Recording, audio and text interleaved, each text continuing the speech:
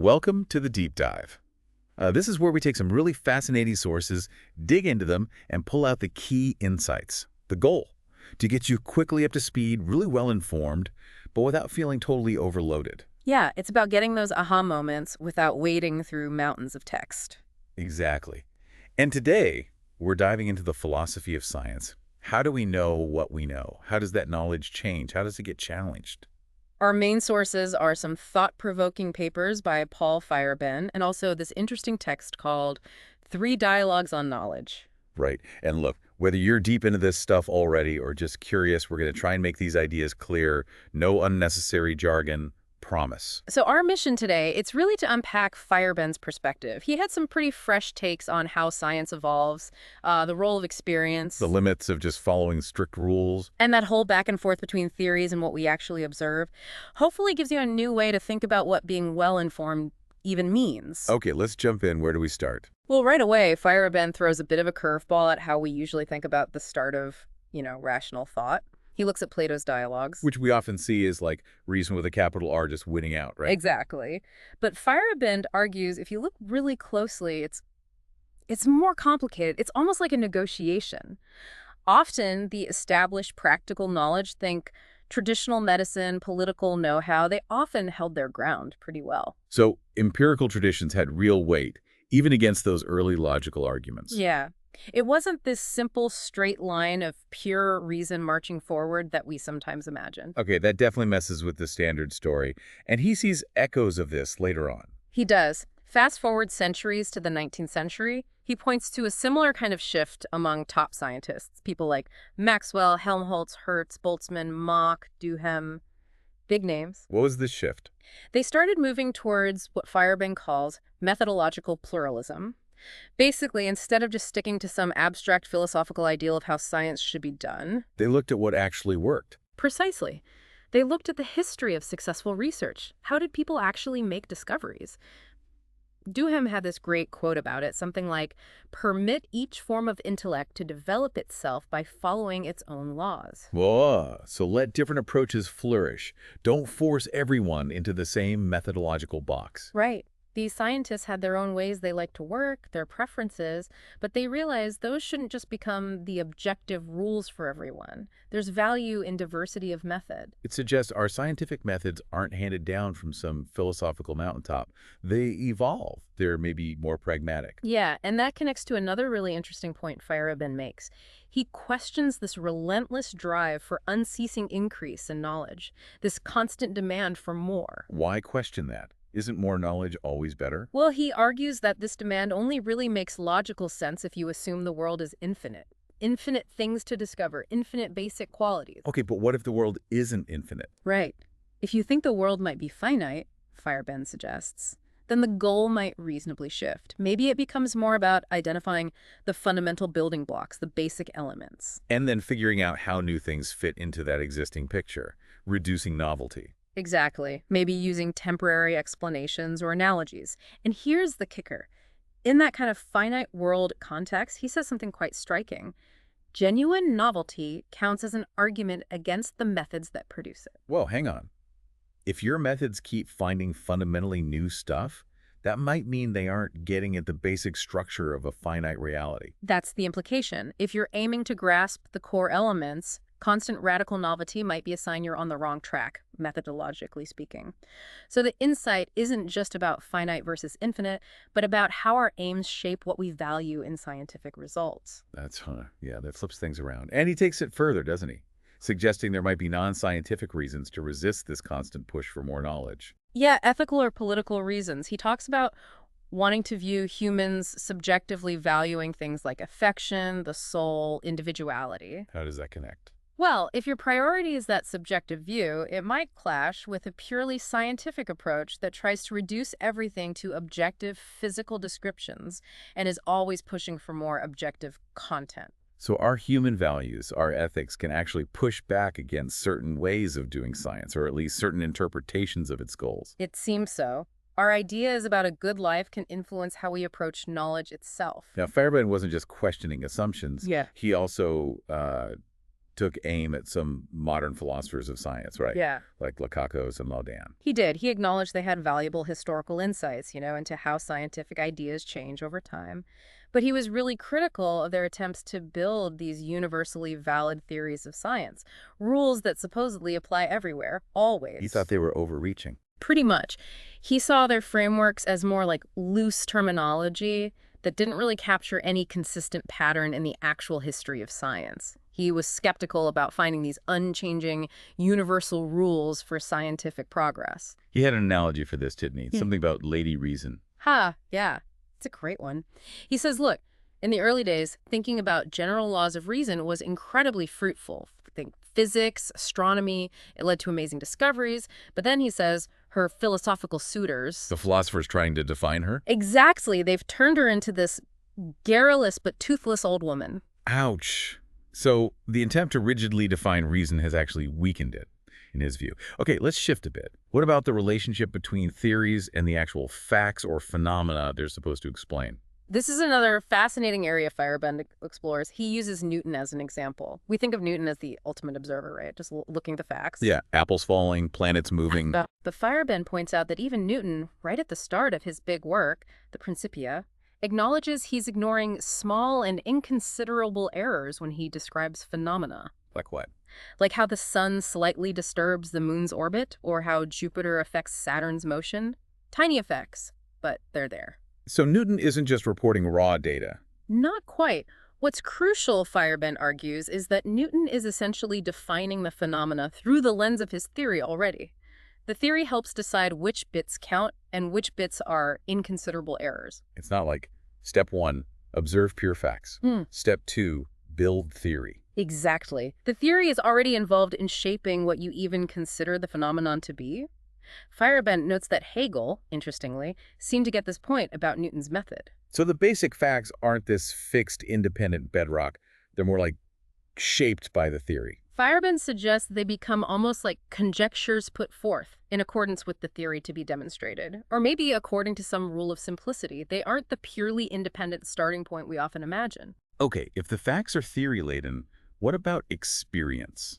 Isn't that our direct line to reality? Well, that's what Feyerabend calls the empirical rule of faith, this idea that phenomena just are experience, and experience is this kind of self-evident insight from nature itself, like a divine illumination. And he critiques that. Heavily. He argues this view makes it way too easy to build a theory on itself.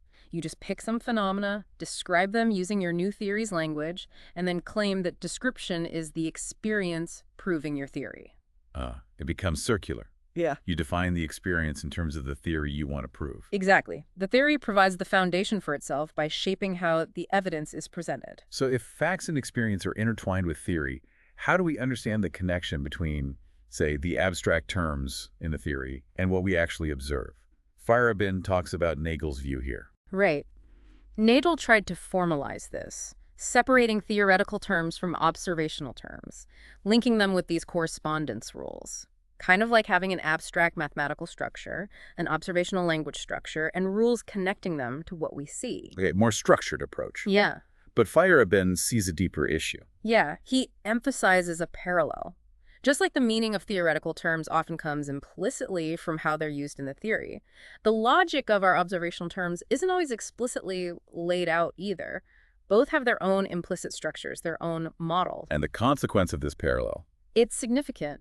If observation and theory are structured in similar ways, and we arrange our basic observational core, our fundamental ways of describing what we see in a particular way, then that structure itself can become really hard to change. Exactly. Not because it's been rigorously proven right, but just because it's the way we've set things up. These connections become ingrained, like habits of thought. He calls them veritable idolophory. Idols of the marketplace, almost. Yeah. Deeply embedded assumptions in our language. Something like that. And he suggests the only way to really critique these idola is to compare our whole system of observation and description with other possible systems, even if that comparison feels a bit circular itself. Wow, okay. So our way of seeing can become a self-reinforcing loop. That's mind-bending. Let's shift gears slightly. Feyerabend brings up John Stuart Mill and this idea of proliferation. What's that about? It's interesting because Mill didn't introduce proliferation, generating lots of different ideas and viewpoints as just, an intellectual tool for solving knowledge puzzles. It wasn't just about getting better science. Not primarily for Mill, it was about something deeper.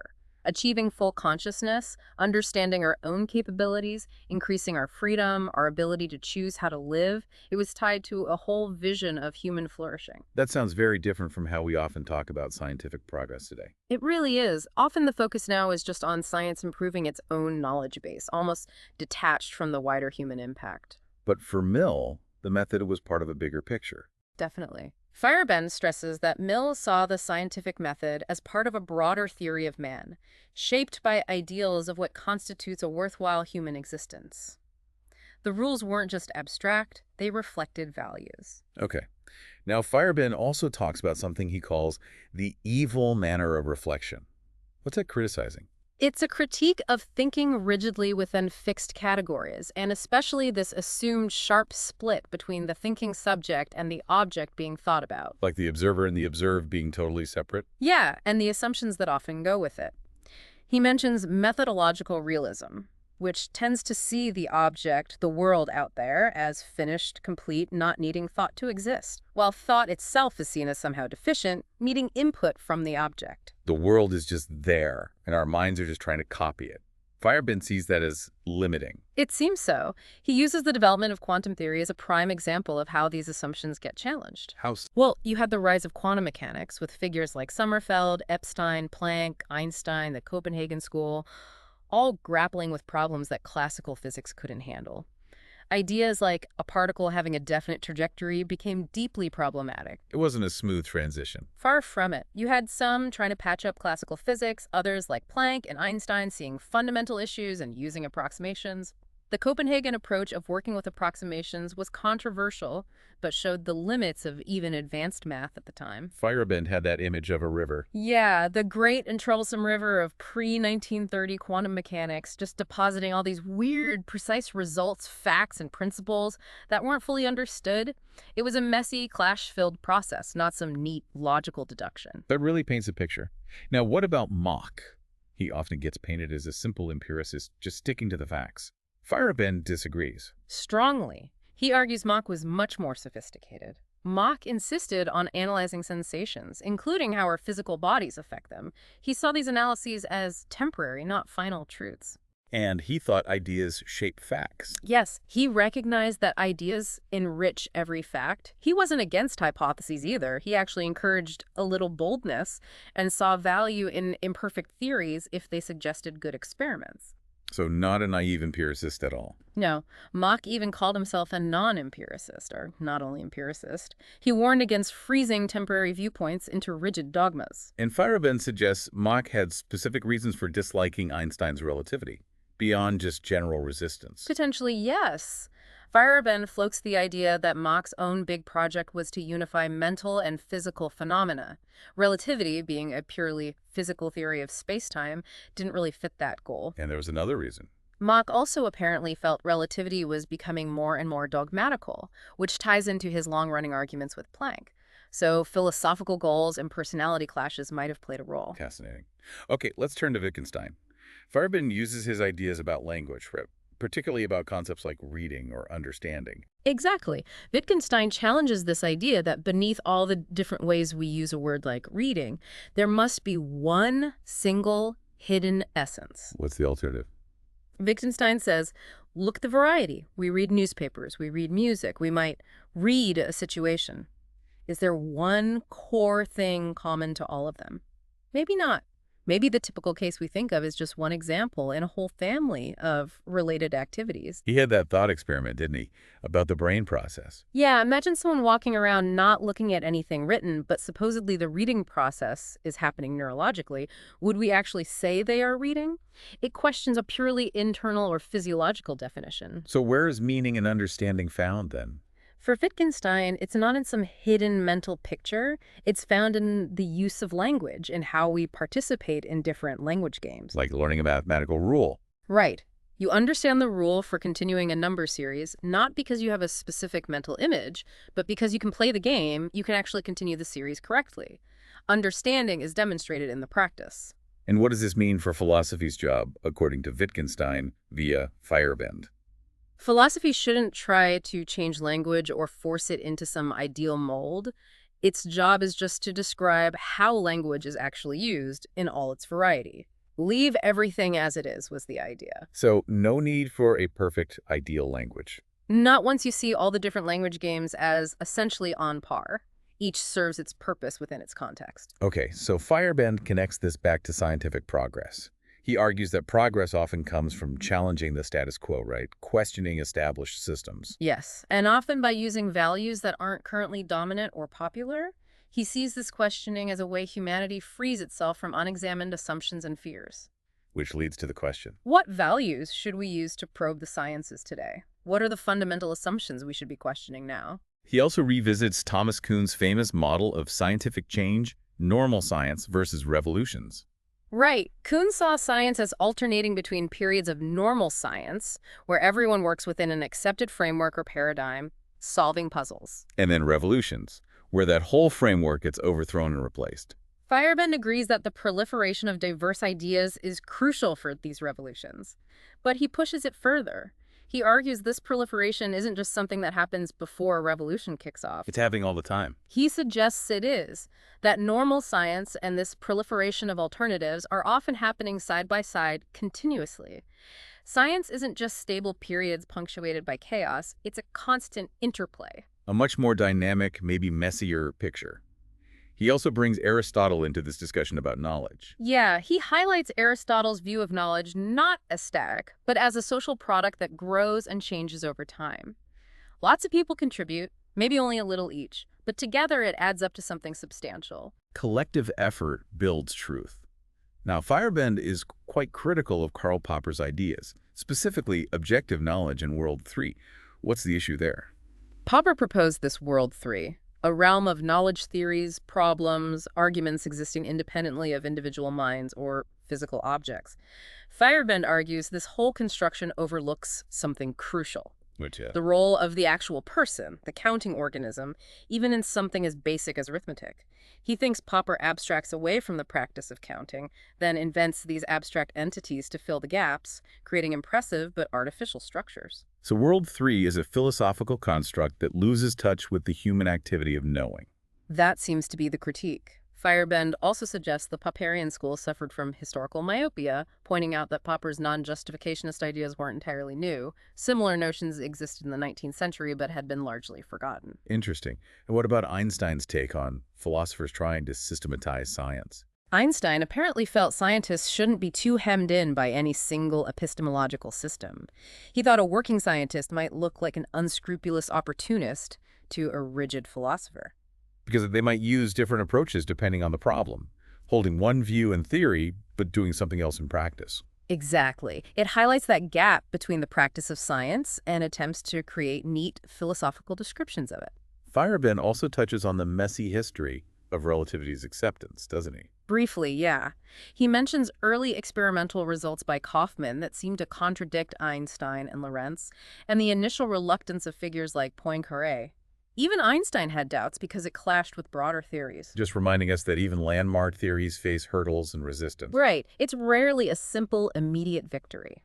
Okay, let's dive into his critique of Lakatos' methodology. Lakatos tried to create a rational framework based on research programs, right? Yes. Lakatos wanted to show how science progresses rationally by looking at the history of these competing research programs. But Feyerabend is deeply skeptical. Why? What's the problem? He argues that Lakatos ends up imposing his own judgments about what counts as rational or progressive onto history, disguising them as common scientific wisdom. The standards aren't really derived from history. They're used to judge history, deciding which trends were good and which weren't. That's Feyerabend's claim. He sees it as arbitrary and subjective. He contrasts Lakatos with Watkins, who was apparently more upfront about saying, this is the kind of science we critical rationalists would like. So Feyerabend thinks these grand rational reconstructions are basically built on sand, just personal preferences dressed up as objective rules. Pretty much. He argues Lakatos' standards don't actually have the authority to condemn something as irrational or praise it as rational. They can only describe what happened according to those chosen standards. And the focus should be on the whole program, not just one theory. Yes, methodological appraisal should look at the historical development of research programs. But he also argues that some shifts, like the Copernican revolution, were more fundamental than just transitions within Lakatos's framework. They were real paradigm shifts in Kuhn's sense, new standards, new ways of seeing. Exactly. He makes a similar point about comparing Lorentz and Einstein. It wasn't just tweaking an existing program. He also seems to think some of these methodological debates are a bit trivial. Yeah, like Lakatos banning you from calling a failing research program progressive. Feyerabend kind of shrugs, like, who cares about the label? Yep. He also questions the practical value of Ladon's distinction between pursuing a flawed theory versus accepting it, especially if you think truth isn't the goal anyway. And he suggests Lardon's model might achieve apparent rationality by, essentially, weakening the theories. By allowing things like ad hoc fixes, instrumentalist interpretations, or just downplaying inconvenient data, Feyerabend acknowledges these tactics happen in science, but warns that enshrining them in a universal theory of rationality risks emptying the theory of real content. Okay, let's move to quantum mechanics and the Copenhagen interpretation. Feyerabend says it's not one single thing. Right. He points out there's actually a range of views among physicists associated with Bohr or Heisenberg. Different philosophical ideas got layered onto the mathematical formalism. He tends to focus on Bohr's arguments. And he sees a kind of hidden assumption in Bohr's thinking, a positivism of a higher order. Yeah, he suggests that while Bohr criticized simple positivism about experience, Bohr himself seemed to treat a more complex level of experience, maybe related to classical descriptions, as sort of given, not fully open to analysis. Speaking of classical descriptions, Bohr insisted we need classical concepts. Right. Absolutely. To even set up experiments, describe the results, interpret what's going on in the quantum world, Bohr argued, you have to use the language of classical physics. Heisenberg echoed this. But this reliance was challenged by the EPR paper, Einstein, Podolsky, and Rosen. It was. EPR pointed out that quantum mechanics seemed to imply that measuring something here could instantaneously affect the state of a distant, non-interacting particle.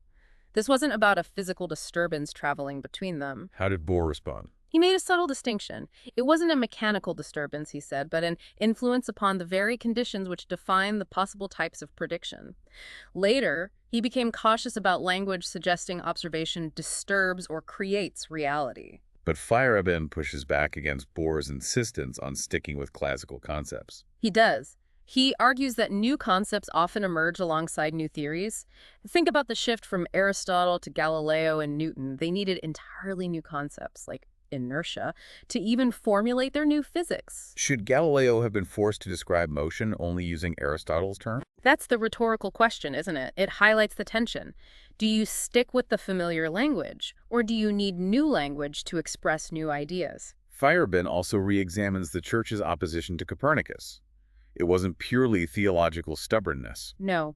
He argues the Church had serious physical arguments based on the prevailing Aristotelian physics, which was actually very well confirmed by experience at the time. So, just arguing philosophically for Copernicus wasn't enough. Right. You couldn't just say the Earth moves without explaining how that fits with observations and existing physics.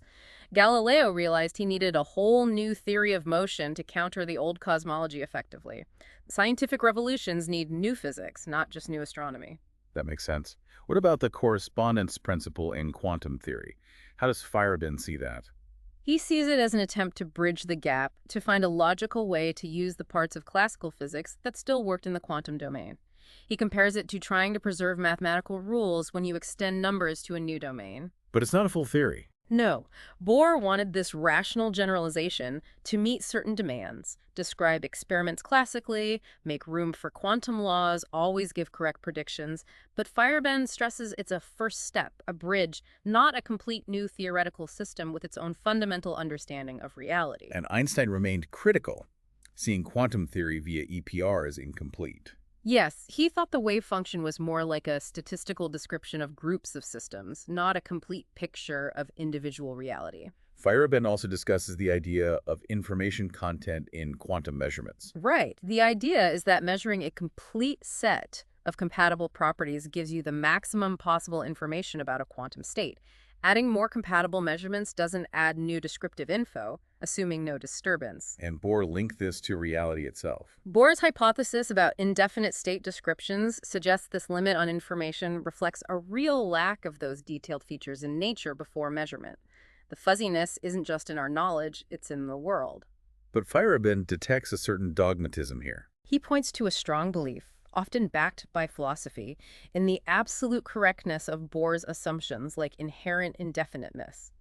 He quotes Rosenfeld predicting that future physics will just extend these indeterminacies. Feyerabend notes a widespread, almost unquestioning attitude towards these fundamentals. So core assumptions can become entrenched even in science. He contrasts this with the Galileo tradition. Yeah. One view sees experimental results as fixed building blocks. The Galilean view, Feyerabend says, sees both ideas and experiments as potentially flawed, giving only an approximate picture of reality. So future theories don't just have to roughly match current laws. Not necessarily. Yeah. Within that Galilean tradition, a future theory might require fundamental revisions, not just slight adjustments. And he notes how a desire for theoretical unity monism can make people resistant to ideas that challenge the current framework. Absolutely. If you favor having one main theory, you'll naturally prefer methods that align with it and be suspicious of anything suggesting deep changes. He notes that while outright suppression is rare, things like refusing to publish or engage seriously with dissenting views can have a similar effect. Kind of conservatism can set in. And he points out many Greek scientists faced exactly that kind of resistance. He sketches out 3 broad stages in science's history. Roughly. Aristotelian philosophy, which he calls radical empiricism, then classical physics, a mix of militant empiricism and abstract theory, and then contemporary thought. He again defends the Aristotelians against the dumb dogmatist label, stressing their physical arguments against Copernicus. And he highlights that seeming paradox in classical physics, strong empiricism fostering highly abstract theories. And he comes back to critique the justification for quantum orthodoxy. Yes, he rejects the claim that things like indeterminacy just express experimental facts. He argues experiments only give approximate validity to laws, so the current quantum theory is just one possibility compatible with the data, not the only one. Is it possible to change our fundamental observational concepts? Feyerabend says yes, it's possible. Whether it's desirable depends on whether the current way of talking is causing fundamental problems. If things are working, maybe not. If there are deep difficulties, major revisions might be needed. But Kuhn's normal crisis distinction doesn't help decide when. Not for the individual scientist facing a problem, Feyerabend argues. You still have to make a judgment call. He contrasts the early Greeks with later science again. Yeah, the pre-Socratics were bold theorists, maybe naive about epistemology. Later, science arose alongside this powerful philosophy, declaring experience the ultimate foundation. Feyerabend argues this philosophy wasn't just commentary, it actively shaped and sometimes hindered science, though clever scientists like Newton often manipulated the idea of experience to fit their theories. He also briefly critiques some other philosophers of quantum mechanics, Putnam and Reichenbach. Just mentions arguments that their approaches might stifle progress or misinterpret quantum anomalies. And there's a quick mention of von Smoluchowski. Yeah. An argument against perpetual motion machines based on molecular fluctuations, basically. The machine itself would fluctuate too much to work reliably. Feyerabend offers a kind of defense of classical physics at one point. Suggests that maybe quantum probabilities and irreversibility represent giving up key classical ideals like determinism based on a too strict empiricism that rejects ideas just because they don't perfectly match imperfect tests. He also talks about statistics in physics. Points out that we often use probabilities and statistical mechanics simply because we're ignorant of the complex details. Unlike Popper, he doesn't see acknowledging this ignorance as necessarily bad, especially if we can imagine getting more information later. And critiques von Neumann's famous proof against hidden variables. Argues that even if the proof is mathematically sound within current quantum theory, it doesn't rule out determinism forever, because a future, more general theory might not allow the proof's assumptions. He then paints this picture of Einstein's grand classical vision. Einstein's attempt to unify everything, space, time, gravity, maybe matter and electromagnetism, into curved space-time. Feyerabend sees this as the pinnacle of classical physics, the world independent of the observer. But it's threatened by quantum theory and the philosophical shifts away from objectivity. And the wave-particle duality is central to that threat. Yes, experimental evidence shows light and matter behave like both waves and particles. Wave nature conflicts with localized particles. Particle nature conflicts with spread-out waves. This leads to a breakdown, Feyerabend explains, of classical concepts of definite position and definite motion existing together, dissolving the classical picture. Okay, finally, let's touch on the 3 dialogues on knowledge. What key ideas come out there? The first dialogue floats the idea that true understanding might emerge more from a live debate, a dynamic exchange, than from a polished, static summary. Like Plato's dialogues themselves, remembering the argument. Exactly. It mentions Socrates' trial and his death in the Phaedo. And there's that swindle argument where Socrates seems to trap Protagoras regarding his man is the measure principle. But maybe it's more subtle than a simple trick. The dialogue suggests Plato might be doing something more nuanced, that dropping the for him part is significant. The first dialogue also hints at limits to knowledge. Yeah. And this idea of being. Yeah, limits even within our universe, and this concept of an indeterminate being that interacts with us, creating partially understandable worlds while remaining ultimately mysterious. This could lead to a practical relativism. Then the second dialogue brings up astrology. Points out, maybe surprisingly, that the early church, not scientists, first opposed astrologers like Augustine, suggesting the modern science versus astrology fight has older roots. And Kepler's involvement. Notes that Kepler, a key astronomer, actually practiced and defended astrology, complicating the simple story that new astronomy immediately killed astrology. The host in the second dialogue has a strong view on education and intellectual influence. Yes, wanting people to find their own way, not just have theories imposed on them. Education should inform, but also protect from being overwhelmed, fostering critical thinking. They even mention bilingualism as a potential buffer against undue influence from one language. And a sharp critique of critical rationalism. Calls them a dreary bunch, repeating slogans, focusing on minor technicalities like verisimilitude, and acting as uncritical servants of science rather than critics of science, offering security rather than challenging assumptions. There's an example about reinterpreting Copernicus through Einstein. Yeah, how we might explain Copernicus using general relativity today, even though he didn't have it. The host objects when the interlocutor tries to do similar reinterpretations with myths or other stories. And questioning the easy dismissal of myths. Challenging the idea that you can just compare a myth to sound scientific knowledge and declare it wrong. Using rain dances as an example, scientists might feel they don't work, but is there a specific theory or observation that directly contradicts them? Maybe not easily. There's also an anecdote about microscopes and perception. Illustrating how instruction changes what we see, stabilizes perception until it feels objective, leading to the thought. Could different instruction allow us to perceive things differently, maybe even Homeric gods, given the right context? The third dialogue suggests not always focusing on logic. Yeah, that constantly analyzing logical relations might slow down other important mental or social processes. For some beings, it could be paralyzing. And a nuanced take on relativism. The host expresses qualified agreement, but worries about versions that assume fixed, stable systems. Using the young old woman ambiguous picture as an analogy, concepts themselves can shift. Systems with internal dynamism aren't truly closed. Relativism might accurately describe groups that try to freeze ideas, creating ideological prisons. The host also reflects on their own philosophical journey. Contrasting their accidental path via transcribed talks with Kuhn's professional aspirations, mentioning intending to stop writing after Against Method and being surprised by the controversy, often finding criticisms miss the point. Okay, wow, that was a lot. So, to wrap up this deep dive, we've really journeyed through Feyerabend's challenges to simple stories about science, questioning linear progress, Highlighting historical context, the fluidity of facts and experience. the problems with rigid rules for science, and this whole ongoing debate about what knowledge even is. And the aim, as always, was to give you, our listener, a shortcut to grasping these complex, sometimes counterintuitive ideas, hopefully offering some surprising angles. We really hope this gave you some of those aha moments, some valuable insights, without it feeling like homework. Yeah, food for thought. And maybe here's a final thought to leave you with. If you start to see scientific knowledge as more flexible, more historically shaped, as Feyerabend suggests, how might that change the way you approach learning and understanding in any field? not just science. How does it change how you evaluate claims or expertise? Something to chew on. Definitely explore the sources if this sparked your interest. Thanks so much for joining us on this deep dive.